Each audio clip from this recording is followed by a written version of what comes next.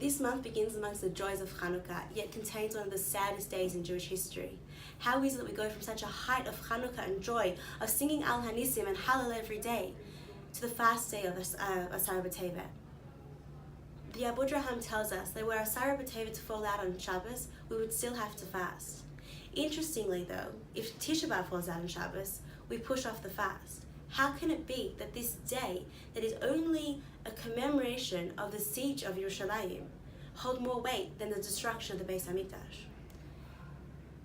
The Gemara tells us that Rabbi Yochanan said, had he been around in the generation that set Tisha B'Av as the date, he would have set the 10th of Av as the day of commemorating the destruction. The reason he gives is because that was the day that majority of the Beit Hamikdash had been destroyed. Yet the Gemara continues on to say that the 9th of Av is set. The reason for that is the day that the destruction began. And that's what Asara B'Tevet is. It's the beginning of the end for the Jewish people. We know that destruction doesn't happen at once. It's a slow process. It was us slowly moving away from Hashem. The Gemara tells us that the Shekhinah slowly departed from the people. The worse we got, the more it departed, hoping and waiting for us to do better before it finally left.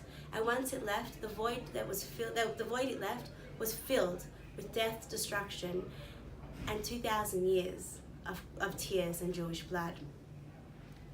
If we think about it, if the beginning of the end can be so important, imagine what the beginning of Geula could be like, the strength that could bring. That is what the Rambam says a fast day should be about. It's about teshuvah, it's about returning, it's about contemplating the meaning of the day and how we can do better. That's what this month is about. It's about taking the light of Hanukkah and moving forward, because after Tevet comes Shvat, and Shvat brings the promise of Tu B'Shvat, of new fruits, of new trees, of Geula. Chodesh Tov.